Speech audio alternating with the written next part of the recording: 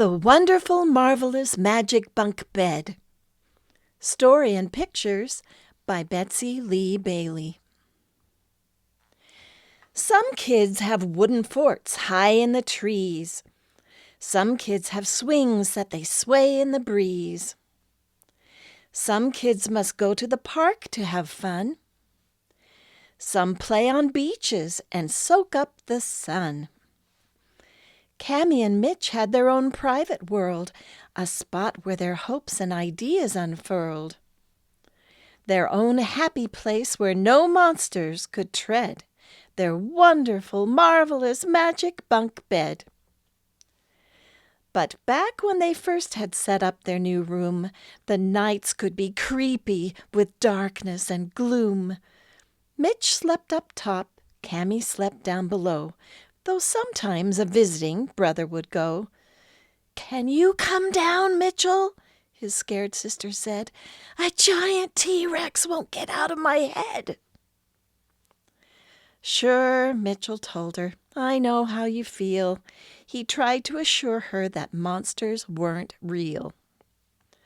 But just to be sure, they decided to spread all the blankets to hang from the upper bunk bed. "There, that should do it. In here we can hide. No T-Rex will know that we're hiding inside." "Oh, yeah," Mitchell said as he snuggled in deep. "Now read to me so I can get back to sleep." "What kind of a story should we read tonight?" How about the one where the kids fly that kite?" So there, snuggled safe in their improvised tent, the story began. On a journey they went. While holding on tight to its fanciful strings, the kite flew them over such interesting things. Over oceans and deserts and forests and dales. They saw castles and ships, and they even saw whales. Mom found them next morning balled up in the sheet. "Must have been some adventure.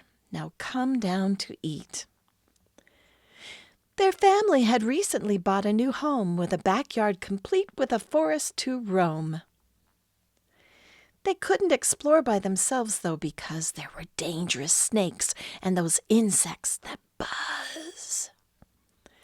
Dad took them exploring. He took them on hikes, but the forest was dark and had real scary sights. Once a deer jumped them, and they startled a fox. A mean groundhog yapped, and they ran from the hawks. At night it was hard to sleep, knowing outside the forest was full of strange creatures that bite.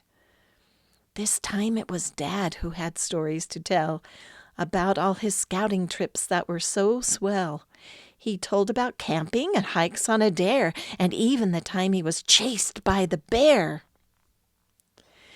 These stories did little to calm the kids' fears, and sometimes they even tried plugging their ears. Mostly Dad's stories were lively and fun, but then some would cause a bad dream, more than one. When Mom came to kiss them and tuck them in tight, Cami begged for a story more cheery and bright. "Why not make up your own story, Cami?" she said. "Where would you like to go in your magic bunk bed?" "To the princess's castle," she said with a smile.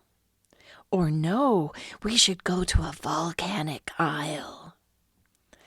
"I want to sail in a big pirate ship," said Mitchell, "or fly a balloon on my trip." "That's great," Mother said. "So whatever you choose will be just what you wanted, and that's the good news. If ever you're worried or sad or you're scared, just come here imagining all that you've shared. Create your own stories and just look ahead in your wonderful, marvelous magic bunk bed."